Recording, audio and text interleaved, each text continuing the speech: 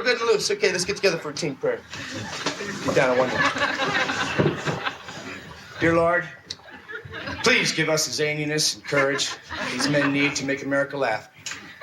Because America is the funniest nation in the world. Help them remember what their coach has told them so that every man here will have learned something about himself. And please, Lord, help guide Fran Tarkenton so that he will not humiliate himself like he did in the Super Bowl.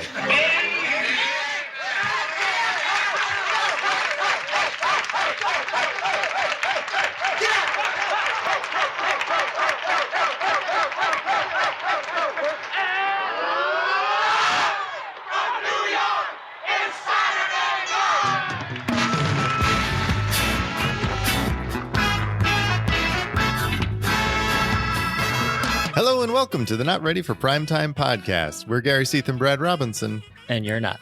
This week we're talking about Season 2, Episode 13 with host Fran Tarkenton and musical guests Leo Sayer and Donny Harper and the Voices of Tomorrow.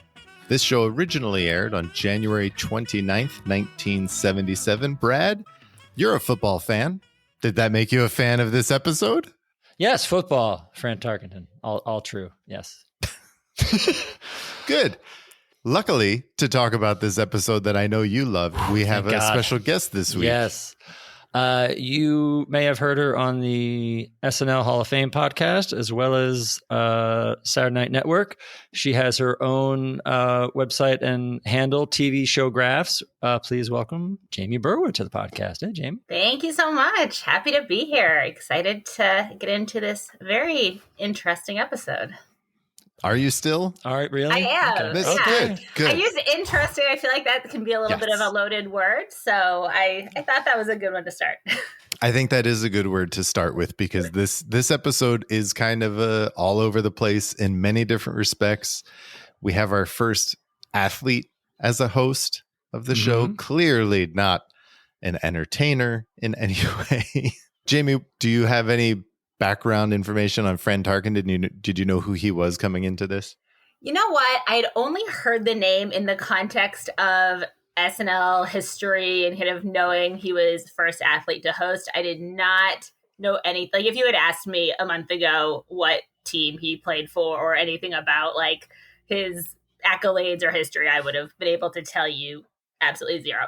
So I was interested in this episode in the context of like first athlete hosting and that whole kind of part of the picture, but the details of his football career, pretty much zero. That's fair. So is it then safe to say you are just a really big Leo Sayer fan? Definitely. That's what pulled me in, you know? All right. Brad, why do you think they had Fran Tarkenton host this episode?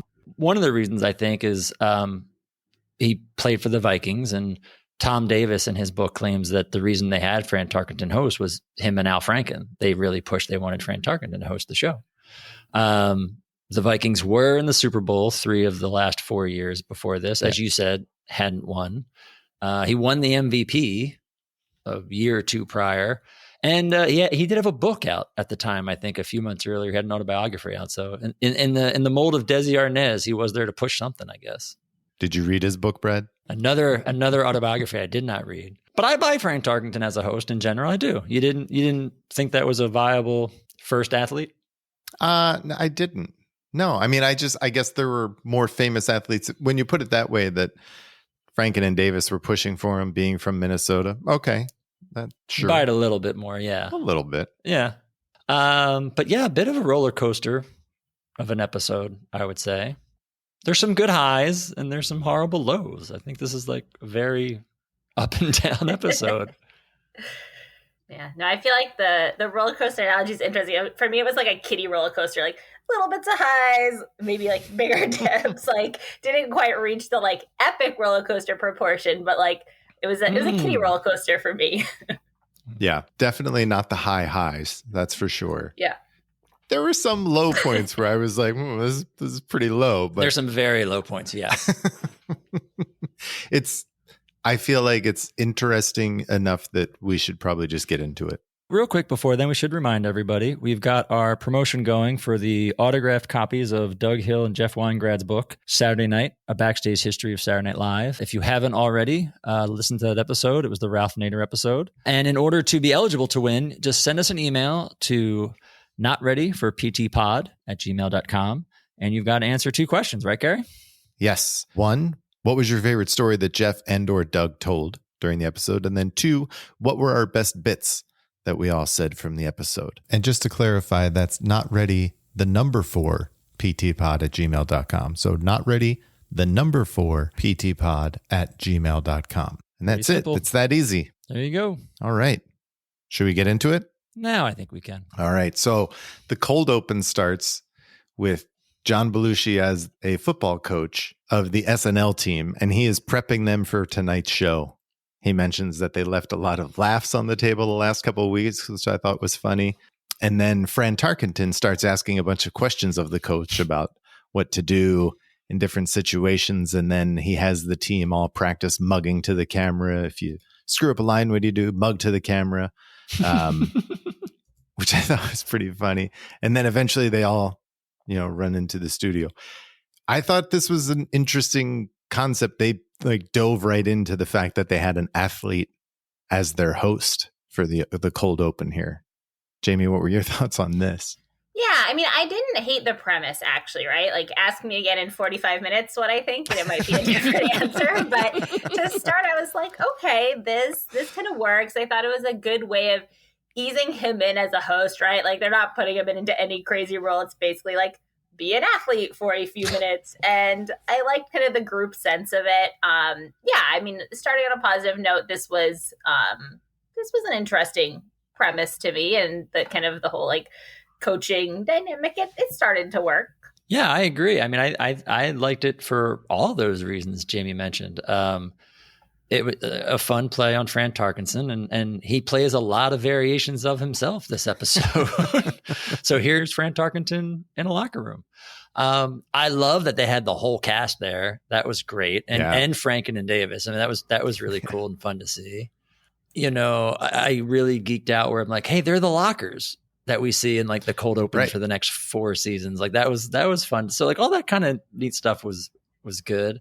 Goddamn, Jane Curtin knocking it right out of opening. She has one line. She's great. I was like, how great is Jane? Nothing she can't do. The Belushi bit he does at the end when he starts getting them ready to go out for the show, and they start doing their comedy exercises and left, right. That's all.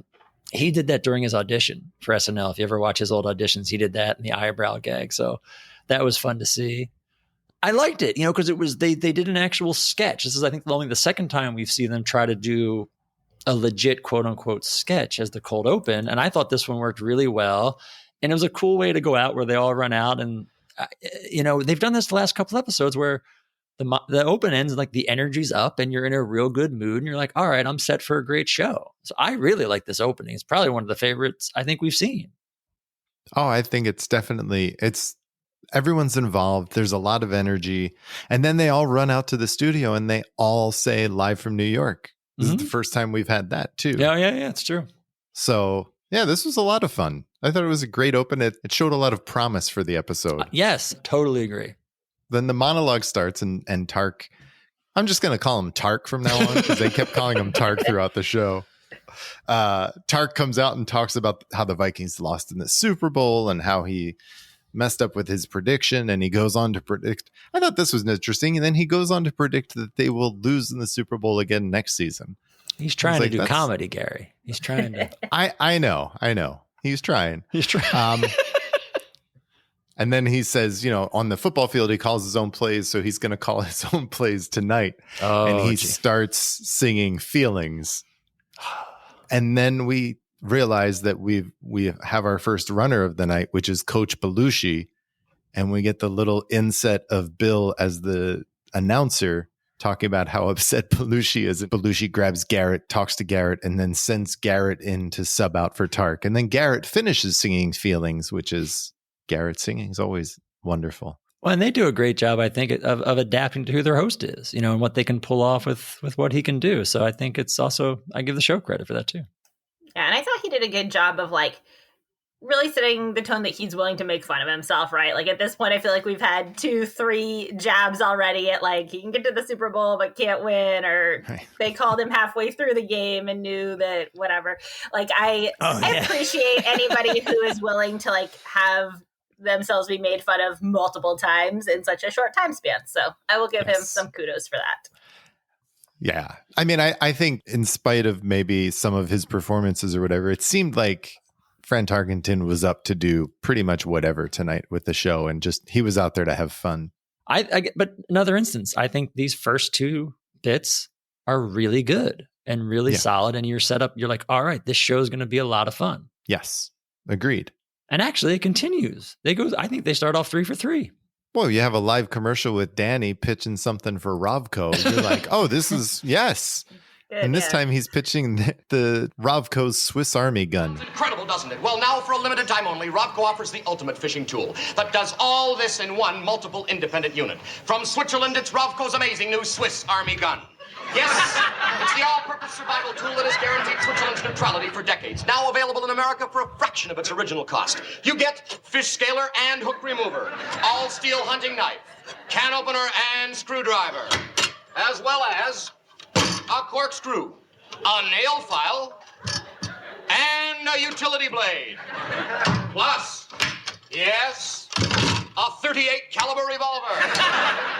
And a semi-automatic carbine with 30 rounds of ammunition. Isn't that amazing? And also a rocket launcher with incendiary grenade. Yes, and it really, really works in the home, office, or car.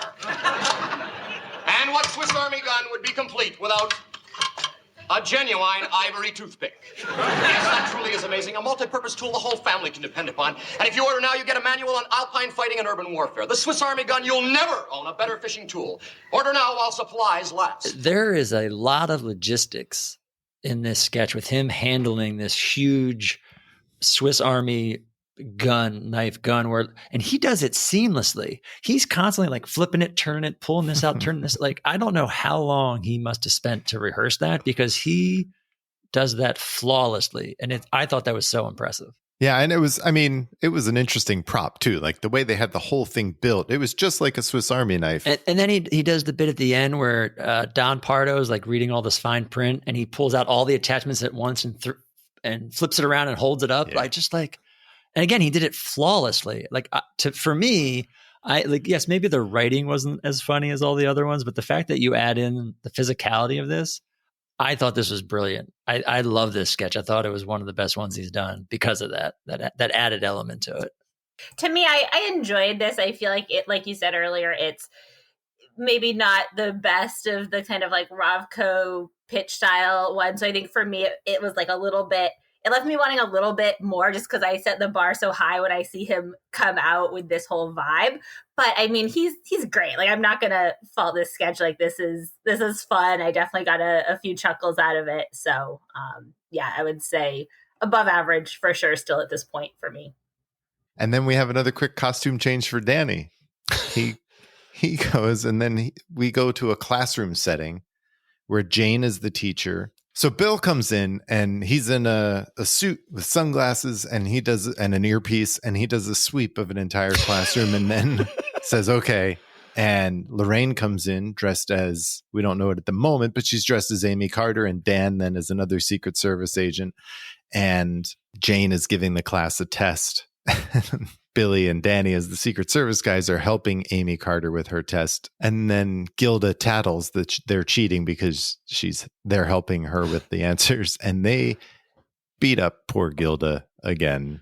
And then eventually, when the Secret Service don't know the answer, do they just back out of the classroom? They're like, I don't know. And they back out. That's what this was. I don't know. I thought it was like clever, but it just went nowhere. And that was it. Yeah, I like this one actually. Like, this one was like, to me at this point, it was still like carrying in pretty strong. Like, it was short. It was a fun premise to me, but like once they started getting to like Gilda and the desk and everything, like I was laughing out loud at that point. So like, it's not like absolute top tier, but I enjoyed this one. Like, maybe a little bit more so, I would say. Yeah. I'd say middle of the road for me. I did like the idea when you realized it was who it was. She was playing Amy Carter, was funny. And when they get into start the taking of the test, Bill was real funny, first like just glancing over Gilda's shoulder and then like getting in there and looking over what she's writing and then trying to give Lorraine the answers. That was funny. It just, it's one of those instances, I think, where the exit was just weird. So that kind of left me weird. Yeah. It left me a little bit of like what was going on, but other than that, it was fun. It was fun up till then. I think that was what kind of took me out of it, was at the end of all of a sudden it just kind of went nowhere and they just backed out, and then it felt like it petered out at that point. But I felt like the premise was there and I enjoyed that. And then we go back to the sideline again, and again Coach Belushi's watching a play.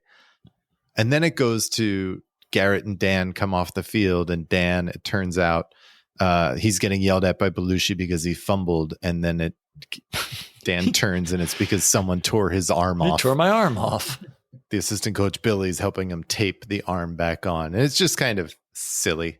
This is a fun, like the sight gag of it all was cool, right? Like the arm and whatnot. Like I would be lying if I said I did not totally laugh at that. So that was fun. Even though the like gag itself was fun, this to me was when I was kind of like, where are we going here? Like, what is Fran's role going to be? We haven't really seen much of him at this point, other than like he's kind of in this sketch, like cheering for his team or whatnot. But I'm still trying to figure out like, okay, what is his vibe going to be? Yeah, it is an interesting point because to this point, we've really only seen him as a football player, except when he started singing in the monologue. And when we see him in this sketch, Belushi tells him to get in there, and he grabs his helmet and runs on stage to introduce Leo Sayer. So that whole bit was just an intro. Just an intro to Leo Sayer, who comes on to perform When I Need You. Brad, what have you got on Leo Sayer this week? Neil Sedaka, Ry Cooter, Boskax. Sadly, all people I would rather watch than this guy. Wow. So I guess he's your least favorite musical performer? He's up. I did not like Leo Sayer. Jamie, Leo Sayer fan? So my first association when he came on and started singing, I feel like I know this song most from like some late night like compilation of like a 70s contemporary classic CD. Like I'm pretty sure it is like one of the songs that like kicks one of those off. So like I just was like hearing that is amazing in my brain. And like I think that's exactly what this type of music is, right? Like he's not a bad singer. Like he has talent in his genre. But like it was a little bit hard for me to get past that. But I will say, and maybe this is just personal preference, I do enjoy cheesy oldies. I knew this song, again, probably partially from that. But I was like, okay, I actually like know the lyrics. I can sing along. So I think like not taking it too seriously, I had fun with it. But like, is it like a top caliber like thing people are going to be remembering? Certainly not. So you were familiar with Leo Sayer coming into this episode? I didn't know his name. I knew that song. Like I could, I was like, wait, why can I sing this whole song? Like what's you can't distance yourself now. Don't try to backpedal. Number one fan club member here, you know. Thank you. That's I mean, out of the three of us, you obviously are. But I had a very bad reaction to Leo Sayer. Sorry. Not in a funny, like, Ry Cooter Neil Sedaka way either. Like, this was a very bad, like, I do not like this. Oh, really? Like, yeah. Like a visceral reaction. Yes. Just like I did not like this, and it does not get better. I don't know if I meant his next performance or the next sketch, actually, now that I was going to say. I don't know. I don't know where I tried to segue that to. I don't know. The next sketch is the talk show Black Perspective with host Garrett Morris, and his guest is Fran Tarkenton playing himself. Again. And he comes on because he is on the Race Relations Committee of the NFL. And then it devolves into a series of racist tropes when Garrett Morris asks Tark why there are not more black quarterbacks in the NFL. And my only note I wrote was, why do this? This took balls, I will say, for him to do, I feel like, to do this. I give him credit for doing the concept of the sketch, because I think it took a lot of balls to do that. And he does some really good cue card reading in this sketch. Like, there are times he just literally just looks and plows through the cue card. Oh, he does. Yes. Well, but he's like, I don't want to mess up a word. Right. Because you wrote it. Yeah. God forbid. I want it to be known that I'm reading what someone wrote. Yeah. And all I can think of is, I would say, as time has passed, this sketch does not work. But in watching it, I don't know how well it worked then. But all I can say is I think the idea is there. I like the idea, but I think the jokes were just on the cheap side, and with more thought and better, they could have done it smarter. And I don't have a good example of how you could have turned stuff, but I feel like what they did, the idea of it could have worked, but they just went for cheap jokes, which just came out as insulting. I don't know. I don't agree. I just don't think this was, I think this was just a cheap sketch. I don't think you could make it smarter. I think if you were trying to make this smarter, then you're just going to be like Buck Henry, which doesn't, they're those don't age well either. It's just not, I don't know. Mm. Yeah, I feel like it's always weird to go back and watch some of these ones where you're okay, this would never air, and kind of thinking about it through that lens. I agree. I feel like there was that kind of uncomfortable laugh shock value of the delivery of the well, it's not a myth line. So that took me kind of by that uncomfortable laughter, shock, surprise, whoa, what are we doing with this? I feel like it didn't quite go in that direction far enough of making a smart commentary or making him enough the butt of the joke to be there's a message here. They're trying to put certain things under criticism. So I could see more being done, but it was so far away from having it all fit together in a smart satirical way that it just read as awkward. But yeah, I am curious at the time what the reaction would have been. It didn't sound like the audience was all that thrilled with the sketch either. Well, from there, we go to Bill and Jane on a date. Well, no, they're a married couple, I guess, at this point. So, Gary, married couples can go out on date nights. Maybe you should. Okay, sorry, not the space to have that discussion. They are at Maison Alsace Américaine, which is, according to Food Map magazine, they say in the sketch, it's very highly rated. And it is the home of the chef who only cooks 3 nights a week. And Dan comes out as the chef and Gilda as his wife and tells him what he's going to cook for them. And he goes through the entire menu. And then he says, I'm going to go back to the kitchen and cook. And my daughter, I don't remember the daughter's name. Francine, right? Yeah, Francine, played by Lorraine, will play the recorder for you, which I thought was funny. So every time, then they go back to the kitchen, they start to cook, and then it just turns into this very loud, very uncomfortable argument in the kitchen. I hope you are enjoying the meal. Great. For myself, and I speak for myself, I am having some trouble in the kitchen. A little trouble with, you say, la four, the stove. The oven is giving us some trouble tonight. How are your carrots? Good tonight for you? Oh, not as good as last week. Because my wife does not know how to prepare a sauce, you see. And these carrots are not as good as last week. She is so stupid sometimes. So stupid, my wife. Sometimes, yes, my wife. And here, the check. But do not rush. Sit, enjoy your meal, take as much time as you like. And for your listening pleasure, Francine will always play. Thank you.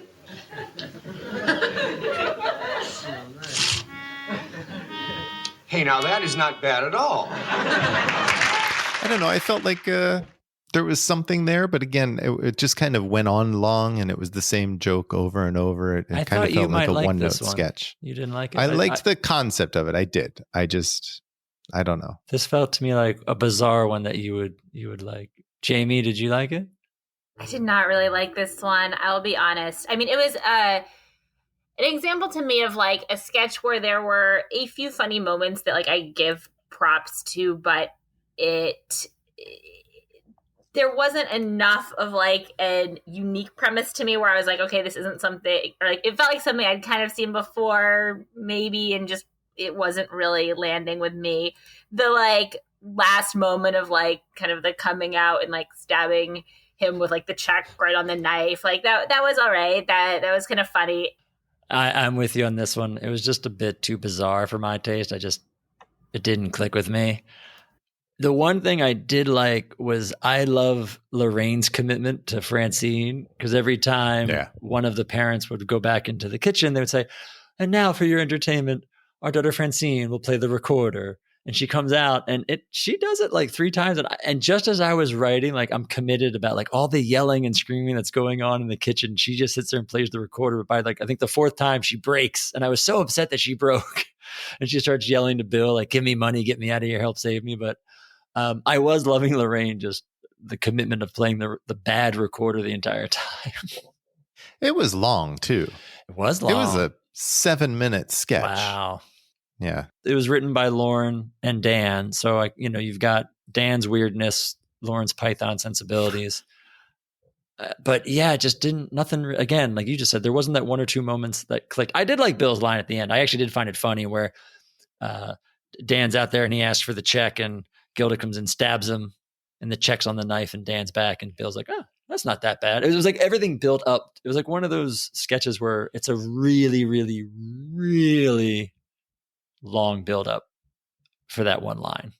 Like that's the joke, is that one line. I don't know. Yeah, I mean, I don't think that was the build up to that joke. I think that was just like the throwaway, get us out of here with a laugh. Because I don't know. It was like I like it for that as an ending. something. I'll give it credit. It was a good ending, good out. Yeah. Luckily, Fran Tarkenton comes back as Fran Tarkenton, and he, when in doubt, put Fran out as himself. But this time he's doing a commercial. He's talking to camera, and he's pitching sugar frosted anabolic steroids. He's talking about the male hormone cereal, and the camera pulls back. And then the big joke here is that Jane is his wife, and she has a beard, and then the kid has a beard because they're all eating these anabolic steroids and getting plenty of testosterone. I thought this was fun. Yeah, this was funnish to me. Like I'll put the ish after the fun, but Totally caught the ish on that. Well played. Fun-ish. Funnish, yeah.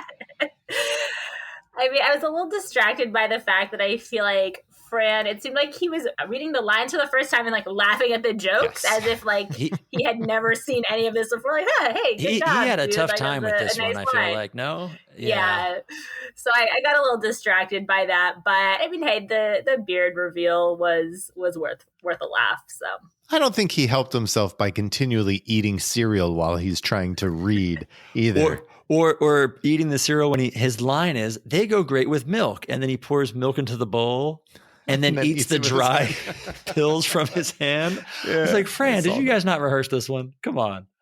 It doesn't seem like it. No. It felt really weird that, like, the reveal of Jane sitting there wearing the beard was funny, but then she just sits there, doesn't say anything. And I was like dying for a line out of her, just anything.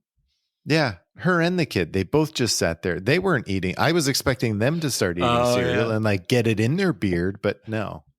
I also thought it was funny that he doesn't have a beard and everyone else does. Oh, I know. But I just think it's funny. Well, from there we go to Weekend Update, which my first note was, this feels really late in the show. Because my first note, funny, was, wow, her beard came off quick. So she starts by reading a letter from someone who, Mrs. Chevy, and then she addresses the audience about how she's, gotten a lot of these letters, and she thought they just wanted real journalism, not sex. And then in the classic moment, She rips open her blouse. Before I begin my regular news broadcast tonight, I would like to read you a letter. Dear Jane Curtin, I certainly miss Chevy. He is real sexy. You can't hold a candle to him. Would you please send me his photograph? Yours sincerely, Margie Kaufman. I've been getting letters about News Update lately with phrases like going downhill, not what it used to be, and just plain boring. Mostly the letters are about how Update isn't as good as when that sexy Chevy Chase did it. The network says the ratings are slipping and they're putting a lot of pressure on Lorne to try somebody new. Like that new kid, Murray, or whatever his name is. You see, I just assumed that it was responsible journalism you wanted, not sex. I gave you more credit than that. But I was wrong. What can I say besides, try these on for size, Connie Chung. If it's raw thrills you want, it's raw thrills. Classic open to Weekend Update. What do you think, Jamie? Yeah, I mean, was familiar with this moment. I wasn't aware that it was going to be in this episode coming in, but I mean, she's great. It was fun. I thought that line, I can see kind of why that was such an iconic. The delivery was amazing. It's a little bit weird, just like getting into that moment with like the letter. I was like, what's going on here? Like, what tone are we going with? But that moment and her role in it was fun and great for me. The rest of Update was right for me, but I mean, this was definitely a classic moment.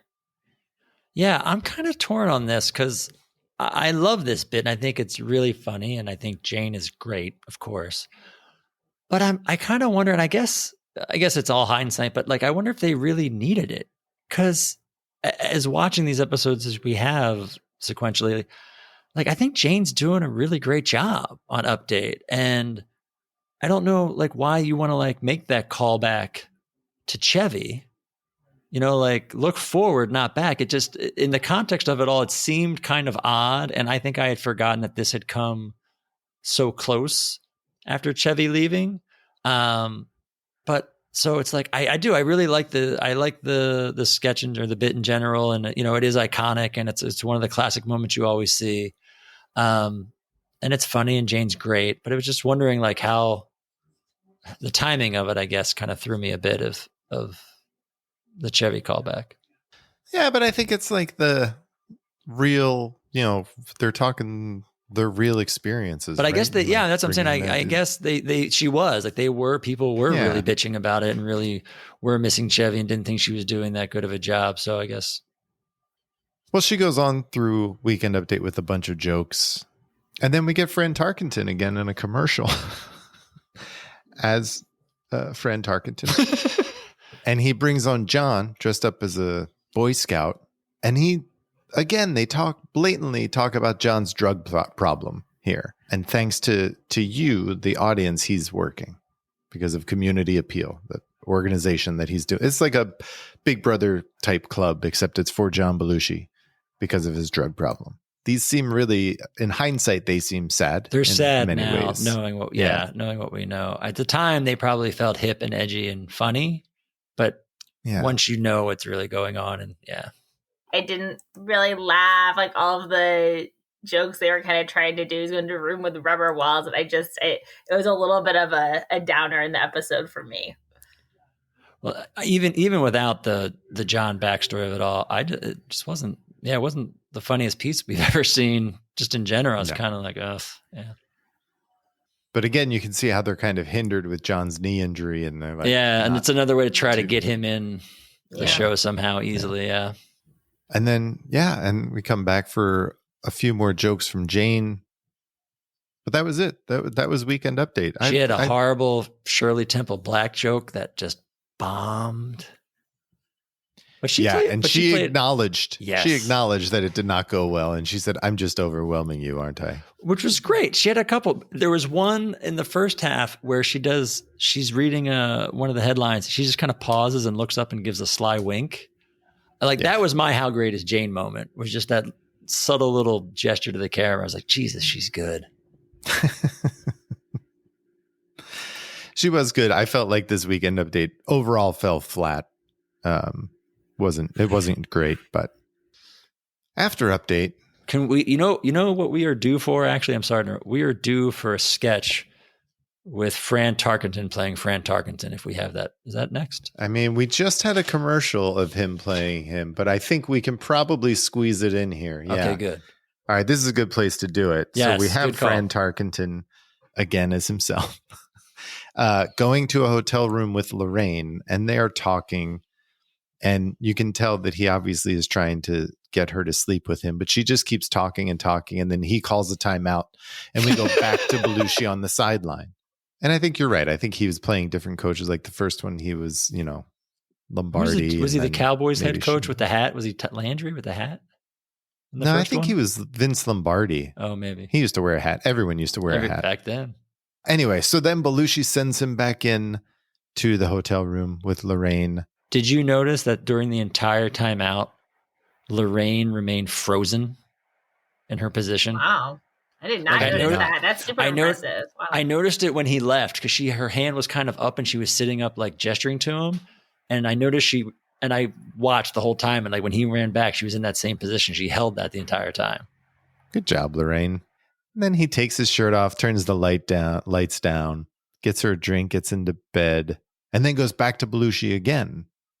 Because the half is running out. The half's running out. So yes, what do we do? We got to figure this out. You got 10 seconds left before the running half. out. Yes, the clock. Yeah. And then they go to bed. That's what this schedule is. This one felt long to me. Like, I don't know if it was just my perception, but like it felt long. And I think this was also when I was kind of starting to get over all the football analogy kind of stuff. So I could see I was tired.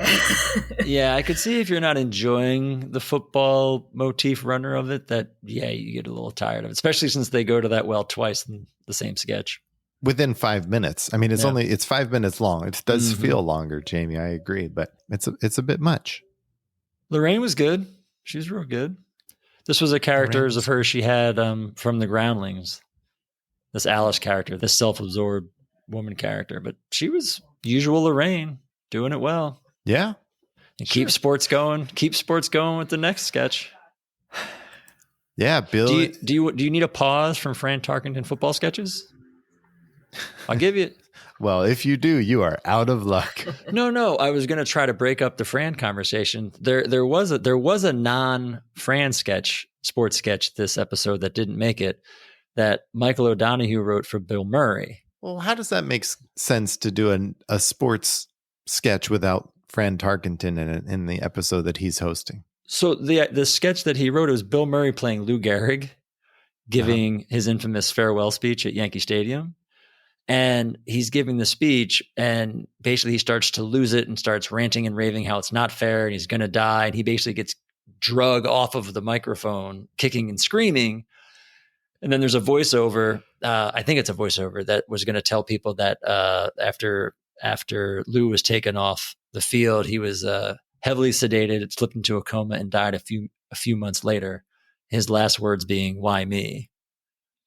And the idea, I think, being was O'Donoghue wrote a sketch kind of trying to make a comment on sports and celebrity and all that kind of stuff. So why not put it in your sports themed episode?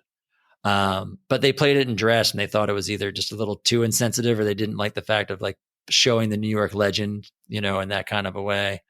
Or maybe it just wasn't as funny as they wanted. But they did have something that was not a Fran Tarkenton sports sketch they were trying to throw on in the midst of it all. At least they tried. There was a valiant effort to put something else in, I guess. It doesn't. I mean, and I agree with you, Gary. Like, it doesn't fit, like in the vibe of this show. Like, this show is very, for the most part, maybe Black perspective aside, but it's very lighthearted. It's very good natured. It's very non Michael O'Donoghue, actually.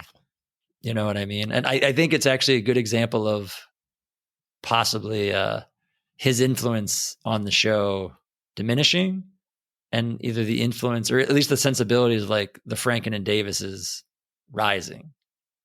We actually do get an O'Donohue commercial, though.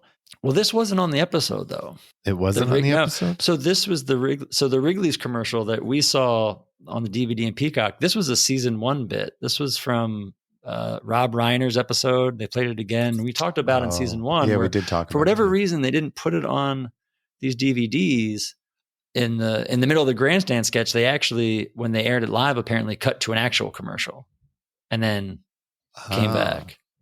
It does break up the Bill and Garrett show before it really gets started. They show this pre-tape commercial on the DVDs and the Peacock. So anyone listening who remembers watching this show in 1977, that's why it's here. And it takes place at a funeral home, and they have the body in the casket and everyone's coming in. And then the person giving the eulogy just pulls out a giant thing of spearmint gum, and then they say, the gum you take with you after death. And then everyone in the funeral home turns to camera and yells, the fresh made flavor. So I went and watched the original commercial that it was parodying, like the Wrigley's or whatnot. And I appreciated it a little bit more after watching that, because like when I watched this at first, I was like, what is this all about? But I felt like seeing the commercial. So in the commercial, everyone's like carrying around similarly to this, the like giant stick of gum. It's like person at the airport with this and whatnot.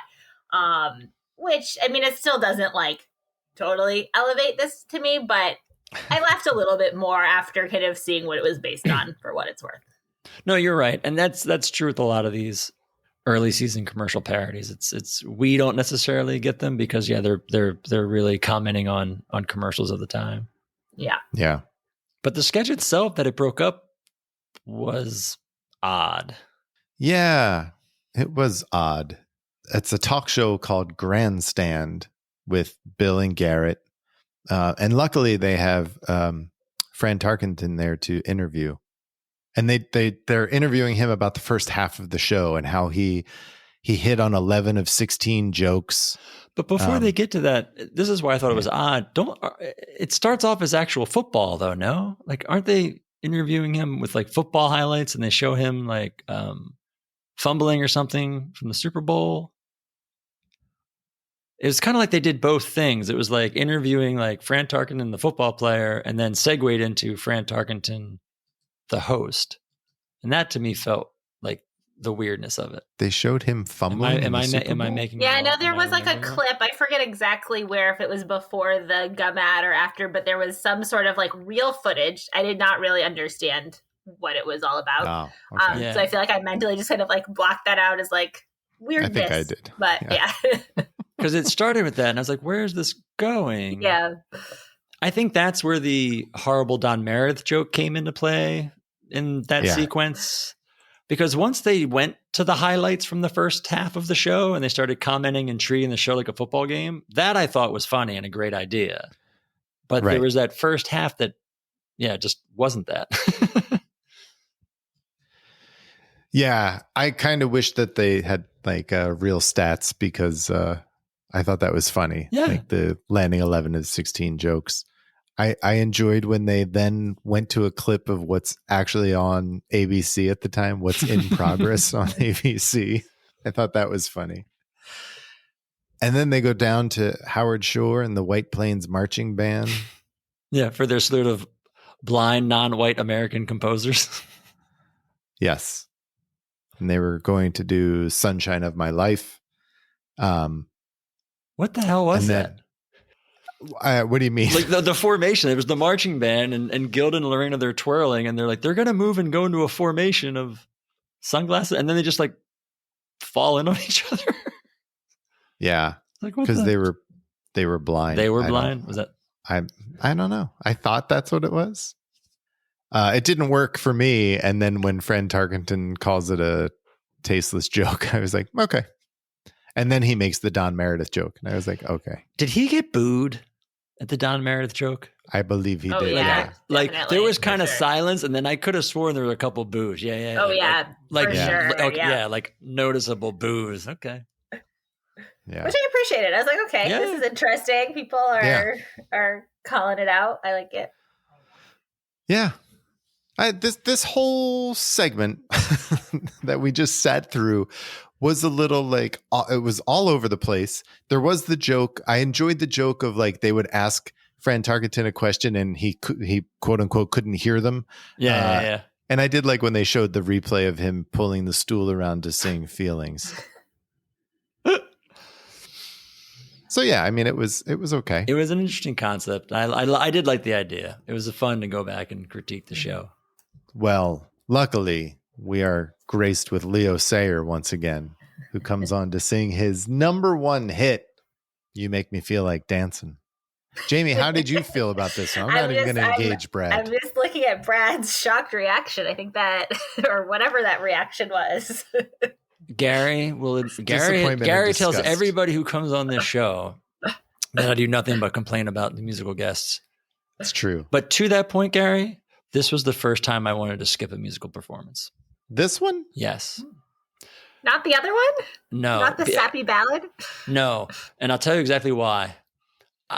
We all know this song, but I feel like we all know the chorus. Do either of you actually know this song? My real question is, what in the hell was his voice starting this song? Like that beyond falsetto. Like, is that part of the song? Well, I think that's like, I like to call that cocaine voice, Brad, when you just like, you go a little further than you mean to. That's what it felt like. I mean, this was upbeat. Like, I didn't hate the energy of this was more fun for me. Like a song that I knew better. Like I said, I knew the other one a little bit, but this was like, this is a pretty well-known song. Kind of still hear it in like an oldie station. I'm sure it comes into rotation. I'm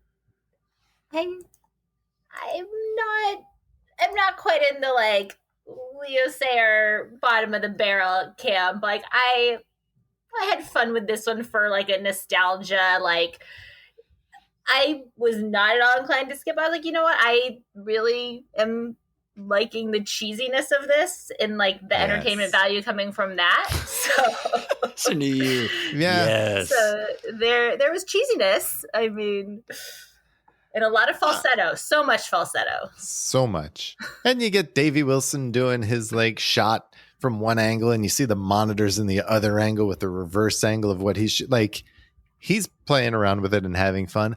I just thought it was a little odd that Leo Sayer is dancing or singing in this high falsetto voice and kind of dancing, but not moving anywhere, not doing it. It's just like his legs are going back and forth. Well, it begs the question that how can a guy who obviously has zero dancing ability sing a song about dancing? It just doesn't make any sense. Like, just because it makes you feel like dancing does not mean you should. He doesn't say that he can dance. He's just saying Oh, it he makes me can't. feel like It dancing. feels like it. Yeah. Yeah, it makes me feel like dancing. It was so bizarre. Watching him move and sing, I was like, he just. It was so bizarre, right? Feels a little. It was so. Just felt a little cokey. That's all. I didn't even think of that, but you were dead on. Watch it, and then at the very end, watch his backup singers. Because the crowd, like, they finish the song and the crowd goes, and he's like making a show of himself. And these three women who did a very nice job They were are good. just staring at Very him, good, yeah. waiting for him to acknowledge them. And he doesn't. And the one woman gives, like, she shoots him such a dirty look. And I was like, well, that's well deserved. He deserved that. She shot him a dirty look. She's like, I told you not to fucking dance on TV. You should have listened to me, Leo. Or he stole all of her cocaine. I may have to. Shit. I may go back and watch it now just for the cocaine. I brought you back around. I may have to watch it now. Again. Welcome. Oh, man. Well, back from commercial, we get Fran Tarkenton on stage as Fran Tarkenton, but he's only there to introduce a Gary Weiss film.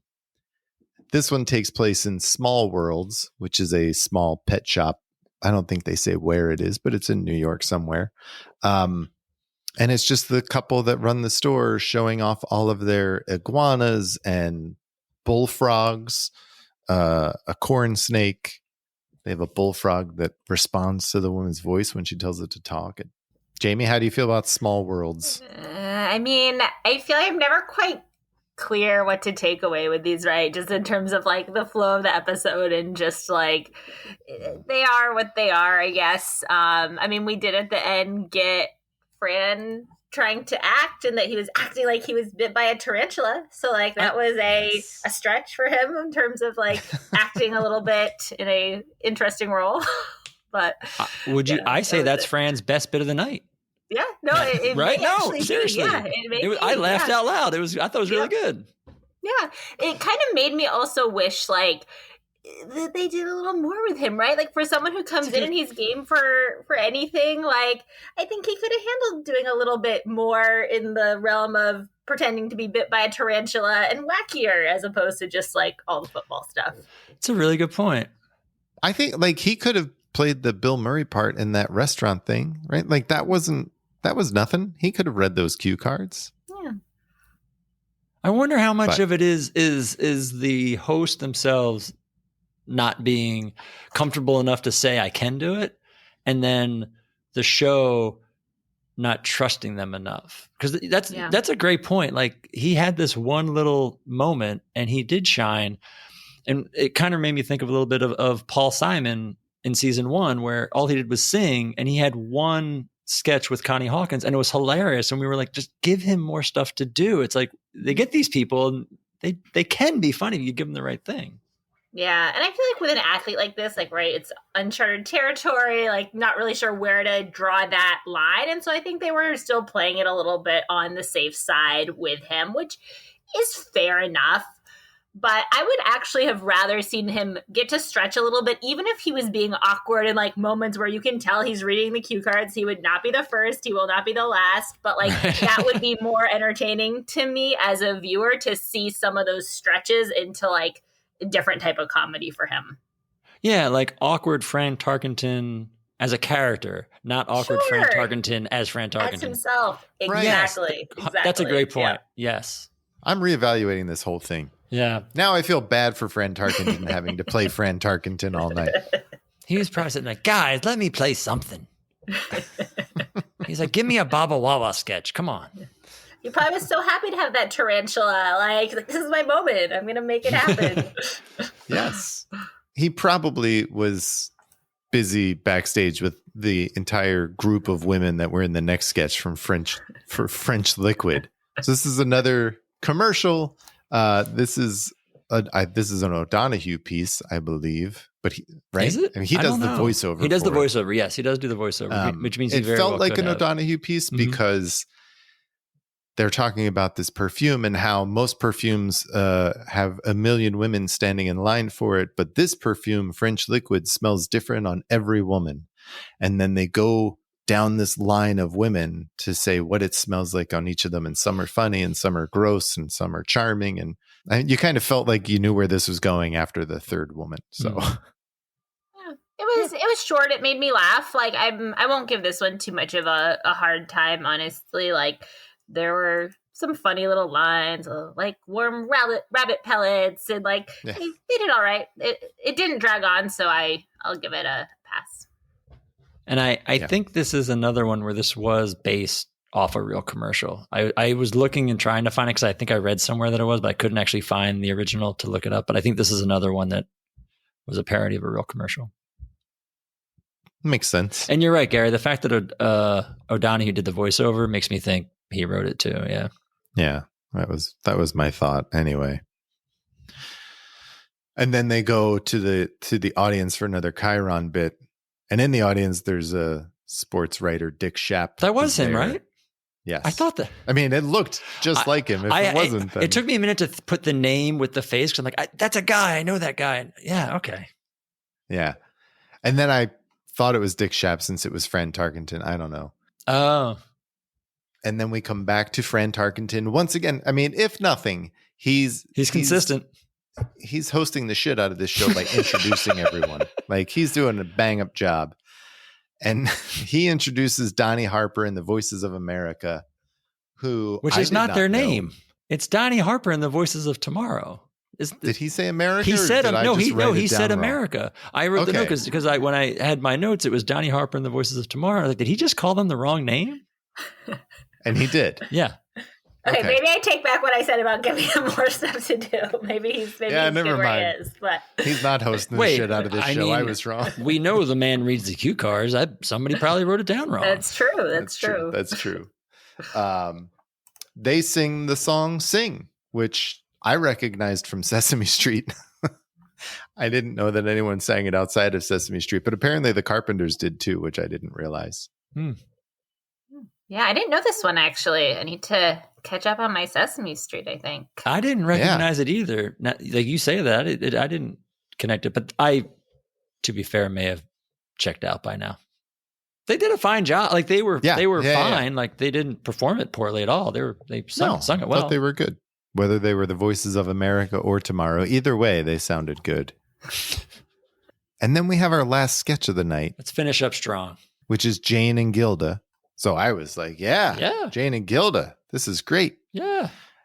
And they are just doing a slice of life sketch where Jane works for the credit card company and she's trying to collect money from Gilda. And they're two very New York women with very strong accents. Gilda talking about Gilda's bringing back her Rhoda Weiss character. She had a couple weeks ago. So that's we've seen this from her before. Is it Rhoda or Rhonda? I forget. I thought it was Rhonda. But anyway, it doesn't matter. It is Rhonda with an N, excuse me. And then they just start talking about all the deals that they've gotten on silk blouses. And here, let's look at your receipts. All right. Now, this first one. Oh, right. It's for the silk blouse I'm wearing. For which you paid $65.39. On sale. You call that a sale? I got a silk blouse for $35 at Saks. Well, I got a silk blouse for $20 at Bloomie's, marked down twice. I once purchased a pure silk blouse for $10 at Bonwitz, originally $99. Well, I have in my possession a 100% silk blouse, which was given to me by the head buyer at Gimbel's for free. It so happens a friend of mine once paid me $10 to take a silk blouse off her hands when she was moving. You understand? You actually made money getting a silk blouse? And so gorgeous, it's to die from. To kill yourself from. You can take a bottle of aspirin, put a knife through your heart, a bullet through your head, and throw yourself out a window from this blouse. Not to mention the $10. Exactly. I really like this sketch. Yeah, I thought this was a good way to end. Like I thought it was fun. Like it wasn't anything crazy, but just the like one-upsmanship of it all was legitimately funny to me. Like we have them first talking about like the silk blouses, and then they're talking about their periods, and then they're talking about Chinese food, and I'm just like, this is really enjoyable to me. So this was a good way to end this show for me. I mean, there's no Fran, but it's a good sketch. Yeah, I really liked it. It's funny you mentioned Slice of Life, Gary. It's a Marilyn Suzanne Miller piece that she wrote. Oh. And it's funny. It made me think of so many times we've seen really bad end of the night sketches. Yeah. And so I maybe that's why I just liked seeing a really quality piece to close the show out. It was Jane plays a character. We don't see Jane play like a non-straight character. So to see her play somebody with just a little twist was fun. Mm-hmm. And I thought the two of them were great. I really enjoyed this one. But I mean, even Jamie saying the Chinese food joke was really funny, I thought. They put a blindfold. I don't know what it is. But yeah, that was it then. That was our show. Yep, that was it. There was not even a verbal good night. It just went to cut back to them on stage, and Garrett and Dan and Bill were holding Well, they Fran up. And I'm guessing and they were in like they were in a sketch. Apparently. Yeah, I'm guessing they must have cut a sketch because they're dressed in some weird getup. So like you just said, they don't even let them say goodnight. Yeah. So I don't know. It's odd to me that they were dressed for a sketch that got cut that late because they went long already. Unless they're just goofing, who knows? But yeah. I don't know. Jamie, what were your thoughts on the episode overall? So, I mean, I would say, I think your deep sigh says enough, but go ahead. yeah. I mean, I'm trying to think about like I don't want to like be too negative, but I also am not going to be positive, like that just will not be an honest representation. It was an average episode to me, and I hate saying that, right? Because that's such a boring like it was average, but it was to me the perfect example of an episode that has some good, legitimate, funny stuff. I feel like they never quite figured out what to do with Fran. And for me, the like overall kind of like runners around the whole sports football thing just started to feel tired in a way that kind of like wore the rest of the episode down. Even when like, if I look back and like look at the list of sketches, I'm like, okay, enjoyed this. I enjoyed that. So it wasn't all bad. But to me, it kind of like, it averages out to a very like meh kind of episode. But I mean, credit to Fran. And I mean, he did set the precedent for showing that you can't have an athlete come out and host SNL and people will enjoy, or maybe not enjoy, but will be along for the ride and will be entertained, right? Like I will say for all of these like athletes hosting SNL episodes, I'm always interested to see what they do and how they do. So there is some merit in that, but overall, a middle of the road for me. I agree. Very up and down.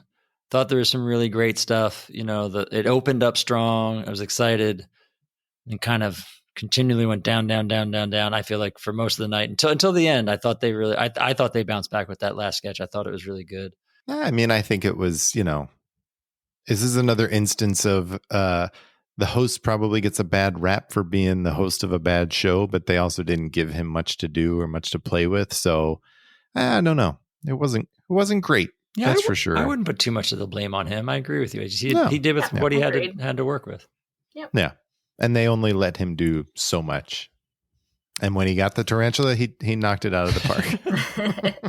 That was his high. That was his high of this show. I could save us with a happy story, Gary. Oh, great. So if you've taken the time to read the autobiography of our friend of the pod, Eric Idle, you would know this was the night he met his wife. Oh, I didn't know that. He was in New York to talk to NBC about the Ruddles movie that they were going to do because Lorne was going to produce it and Gary Weiss is going to direct it. So he was in New York, and after the show, he went to an after party. And after the after party, they went to an after party at Dan Aykroyd's loft, where he met this woman who apparently also lived in the loft and fell in love, and that was his wife. And then Eric himself apparently moved into the loft, and he says that's where he wrote the Ruddles movie. He was like so smitten with the woman that he moved in, and she would go to work during the day, and he would sit in this loft and write the All You Need Is Cash movie. Wait, so was this like one giant loft, or was this a separate loft from where Dan Aykroyd lived? Apparently she lived in the same loft. I don't know how many rooms are in said loft. He didn't write that part in the book. We'll ask him for his next appearance. Maybe he'll answer us. Yeah, I'm curious. But it's cool. That's but this really is cool. yeah, this is where he apparently met his wife, and yeah, it's pretty. National treasure, Eric Idle. I love him. He's the best.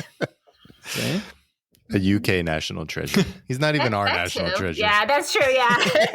We're selectively stealing him. He's someone's national treasure. Yeah. Jamie, we talk every show about what our best bits were. So what was your best bit for this episode? Yeah, so honestly, my best bit was the last sketch. So I just laughed the most during that one, right? And so all else equal, I'm gonna go with a moment where I laughed a lot. I would also maybe put in a shout out to kind of Jane's The Weekend Update moment. That was That's fun. Right. Yeah. So yeah, shout out to that in the middle of this episode. But yeah, really the last sketch there was the funnest for me. It's a good call. Yeah, that works. Brad, what was your best bit? I agree. The credit card sketch. I do think the Swiss Army gun Ravko pitch is really good, and I'd put that up there to watch. And it's so weird on an episode that I think all genuinely dislike so much. But I put the opening up because I think it's the best version we've seen of them doing a sketch for the open that we've seen so far. And so hopefully it's like a sign of things to come of how they find a new way to do the opening. So for that, I would put it up there. Yeah. I had the cold open as my best bit. Oh, good. Because it felt like a stretch when I said it. No, I think it was because the entire cast was there. Yeah. They were doing a sketch. The host was in it, and everyone was in it. And then they all said live from New York for the first time. So that was the little part that put me over.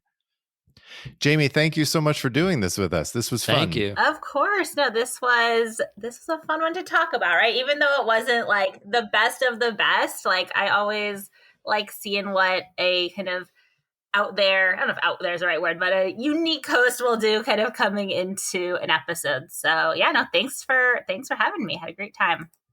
Jamie, where can our listeners find you? Yeah, so you can find me on Twitter/X, whatever it is called these days, at TV Show Graphs, or Instagram also at TV Show Graphs, and tvshowgraphs.com. So if you are into television, one other fun fact on Fran Tarkenton that I'll leave you with. So the show That's Incredible, I don't know if anyone else has heard of this.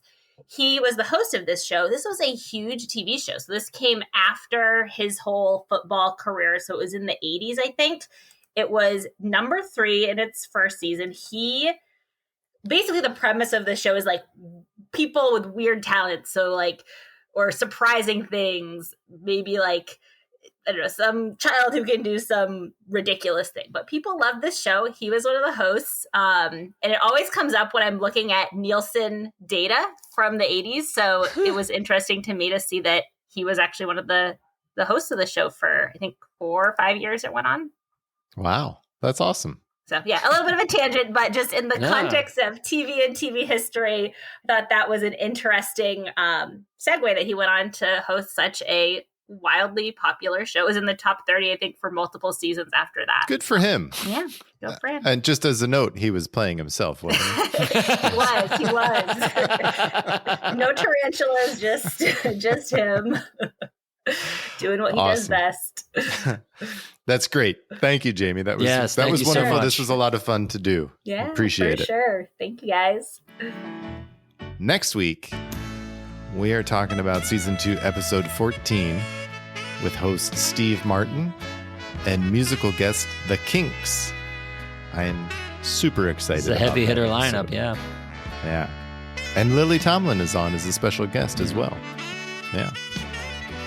Until then, good night and have a pleasant tomorrow. And have a pleasant tomorrow.